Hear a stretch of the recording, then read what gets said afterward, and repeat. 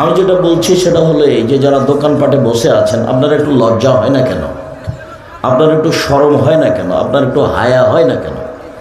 আপনার একটু ইতস্তবোধ হয় না কেন? আপনি কোন শরমে, কোন লজ্জায়, কোন হায়ে আপনি দোকানে বসে আড্ডা পিটছেন? আপনি নিজে মানুষ মনে করেন না? আমি তো আপনাকে মানুষ মনে করছি।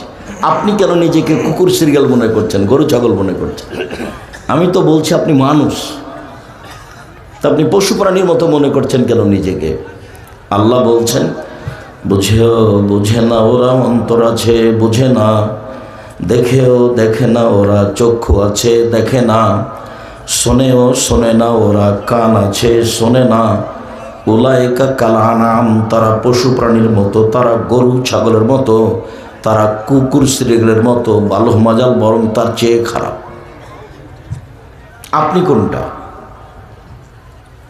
আমি আপনাকে গরু ছাগল কুকুর শ্রীগাল না হয় নাই বললাম, আপনাকে আমি গরু ছাগল কুকুর শ্রীগাল না হয় নাই বললাম, কিন্তু আল্লাহ যে বলছেন তখন আপনি কি করবেন?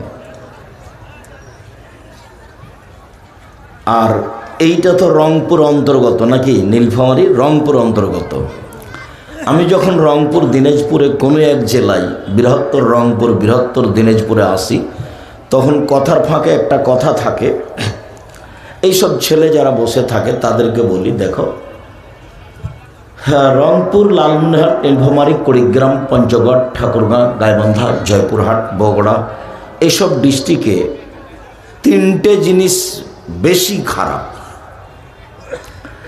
তার একটা জিনিস হলো যে এইসব এলাকায় অন্য ডিস্ট্রিক্টের তুলনায় এরা বনদেরকে জমি দেয় না। তোমার দাদা মারা গেছে 15 শতক জমি রেখে, তোমার বাপ নিবে 10 শতক আর তোমার ফুফু নিবে 5 শতক।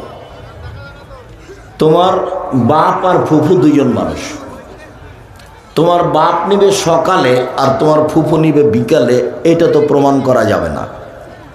তো তোমার দাদা 10 বছর হলো মরা, এখন পর্যন্ত তোমার বাপ তোমার ফুফুকে জমি দেয়নি, জমি চাইলেই রিরি করে উঠে, তো এখন তোমার বাপ কেমন? তখন আমি বলেছি, দেখো, তোমার বাপকে যদি আমি কুকুর শ্রীগালের চেয়ে খারাপ প্রমাণ করতে না পারি তা আমি বক্তব্য দিব না। এ তো হক নষ্ট। এ তো সকালে তোমার বাপ আর বিকালে তোমার ফুফু, এইটাই যদি না চলে তো 10 বছর চলে কেমনে? তাতে এই আয়াতটা পেশ করেছি। তখন বলেছি, আল্লাহ তাআলা বলছেন, ওরা পশু প্রাণীর মতো, ওরা গরু ছাগলের মতো, ওরা কুকুর শ্রীগুলের মতো, বালহুম আজাল, বরং তার চেয়ে খারাপ। তোমার বাপ হলো তার চেয়ে খারাপ। তোমার বাপকে আজকে বাড়ি থেকে বলে দিও যে, আব্বা, ভাগ্যে যদি জমিদারি থাকে তো জমিদারি করে খাবো, ভাগ্যে যদি ভিক্ষা করে খাওয়া থাকে ভিক্ষা করে খাবো, ফুফুর জমি খেয়ে বাঁচতে রাজি নই। ভাগ্য তো ছেড়ে আসেনি আব্বা, ভাগ্য কি ছেড়ে এসেছি? ভাগ্য তো নিয়ে এসেছি। তো ফুফুর জমি খেয়ে দিন কাটাতে হবে কেন? 1, 2, যে এসব ডিস্ট্রিক্টের মানুষ, বেশিরভাগ মানুষ যৌতুক নেই, অথচ ভিক্ষা করা টাকা দিয়ে চাউল কিনে ভাত খেয়ে ইবাদত কবুল হবে। ভিক্ষা করা টাকা দিয়ে চাউল কিনে ভাত খেয়ে ইবাদত কবুল হবে, যৌতুকের টাকা দিয়ে চাউল কিনে ভাত খেয়ে ইবাদত কবুল হবে না। তোমাকে আর তোমার বাপকে যদি আমি কুকুর শ্রীগালের চেয়ে খারাপ প্রমাণ করতে না পারি, আমি আব্দুর রাজ্জাক বিন ইউসুফ আজ থেকে আর কোনোদিন বক্তব্য দেব না। তোমরা বাপ বেটা ভিক্ষা করে খাও, কেউ যদি গ্রামে না দেয় ট্রেন স্টেশনে যাও, ট্রেন স্টেশনে ভিক্ষা করো, ভিক্ষা জায়েজ। সবচেয়ে ভালো উপার্জনের পথ হলো ব্যবসা করে খাওয়া। তখন আল্লাহ নবী বলেছেন যে সত্যবাদী ব্যবসায়ীরা জান্নাতে নবী, সিদ্দিক, শহীদদের সাথে থাকবেন। আর চাকরি করে খাওয়ার, দিন মজুরি করে খাওয়া দুটা জায়েজ, আর জমি চাষ করে খাওয়া জায়েজ, তবে পছন্দ নয়। উপার্জনের 3টা পথ। তো যে দিন মজুরি করে খায় তার টাকা শেষ হয় সন্ধ্যায়, আর যে চাকরি করে খায় তার টাকা শেষ হয় সাধারণত 25 তারিখে। বেতন যা পেয়েছে তা খেতে খেতে 25 তারিখে শেষ। বাপ মা চাইলে দিতে পারে না। যার কারণে অসহায় মানুষের পাশে দাঁড়ালে ব্যবসা করতে হবে। ব্যবসা শুরু করতে হবে চকলেট দিয়ে, তাহলে ঋণ নেওয়া লাগবে না। তারপরে কলা, তারপরে কাপড় চোপড়, তারপরে অনেক কিছু ছোট থেকে শুরু করতে হবে। আনুমানিক টাকা পয়সা বেশি হতে 25 থেকে 30 বছর লাগবে, 2-1 দিনে নয়।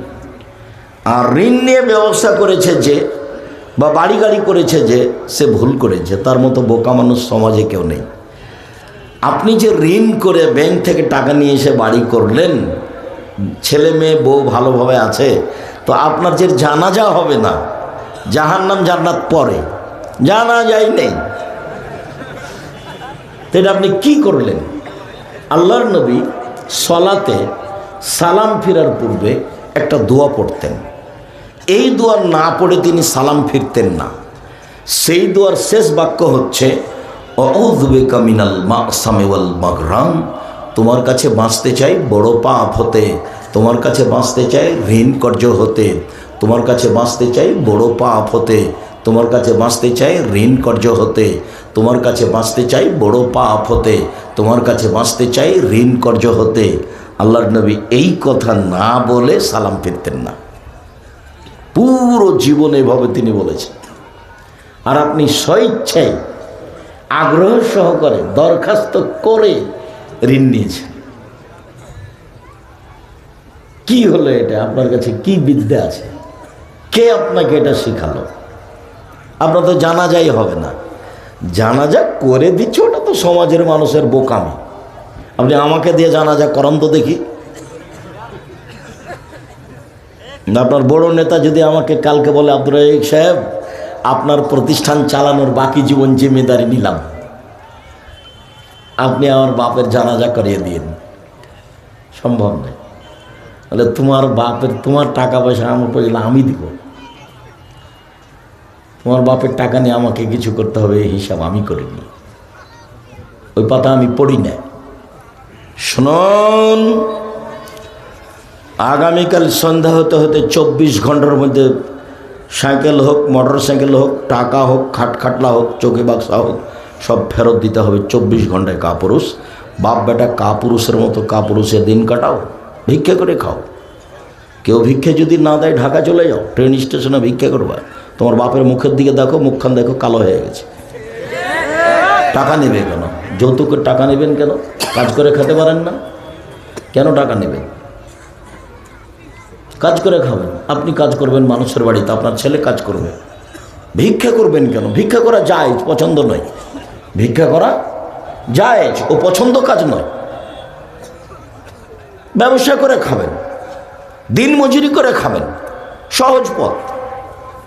সারাদিন কাজ করবো, 500 টাকা পাবো, আমি নিজেই ধনী, এ তো 500 টাকা আছে আমার, আমি কাজ করে খেতে পারি। এটা হলো গৌরবের বিষয়। এ হলো 2 নম্বর খারাপ। আর 3 নম্বর, বাচ্চা, ওই যে মধ্যে থেকে যারা একটু হাঁটাহাঁটি করছে, বাচ্চা ছেলে, ওরা তো বুঝতে পারে না, আপনারা একটু কন্ট্রোল করার চেষ্টা করবেন। 3 নম্বর যেটা, সেটা হলো এই যে রংপুর, দিনাজপুর, লালমনিরহাট, নীলফামারী, পঞ্চগড়, ঠাকুরগাঁ, গাইবান্ধা, জয়পুরহাট, এইসব ডিস্ট্রিক্টের বাড়িঘরগুলি প্রায় সাতক্ষীরার মতো। এদিকে একটা ঘর, এদিকে একটা ঘর, মধ্যে গরুর গাড়ির রাস্তা। এটা বাড়ি হলো কি করে?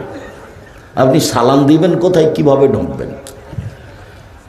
আপনি গরিব মানুষ, চটছালা দিয়ে চতুর্দিক ঘেরেন, একটা দরজা রাখেন জায়গা, সেখানে আপনি দরজা লাগাতে পারেননি, একটা পর্দা ঝুলিয়ে রাখেন।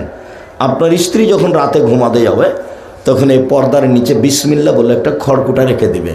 আল্লাহ নবী বলেছেন, সকাল পর্যন্ত এই দরজা দিয়ে শয়তান ঢুকতে পারবে না, এই ফাঁকা দিয়ে ঢুকতে পারবে না। অথচ ফাঁকা। আমি এই কথা বলিনি, হাদিস বুখারী মুসলিম, এই কথা মুহাম্মদ সাল্লাল্লাহু আলাইহি সাল্লাম বলেন। তো এই 3টা মনে রাখবেন। 1, জমি না দেওয়া। 2, যৌতুক নেওয়া। যৌতুক নেওয়া চিরদিনের জন্য হারাম। যৌতুক হারাম। যৌতুকের টাকা দিয়ে চাউল কিনে ভাত খেয়ে ইবাদত কবুল হবে না। এই যে বললাম, দেখি কোন মায়ের বেটা এভাবে উল্টে ধরতে পারে। যৌতুক হারাম, চিরদিনের জন্য হারাম। আর বাড়িঘর ঘেরে রাখেন, চটছালা দিয়ে ঘেরে রাখেন, নইলে ইট দিয়ে ঘেরে রাখেন, একটা বাহির দরজা করেন, আপনি সালাম দিয়ে ঢুকবেন। শুধু জোর করে আহলে হাদিস হলে হবে, দল সংগঠন করে জোর করে করলে হবে? সালাম দিয়ে বাড়িতে ঢুকতে হবে, সালাম দিয়ে বাড়ি থেকে বের হতে হবে। রাসূল সাল্লাল্লাহু আলাইহি ওয়াসাল্লামের পদ্ধতিতে দুই দিন বেঁচে থাকার চেষ্টা করতে হবে।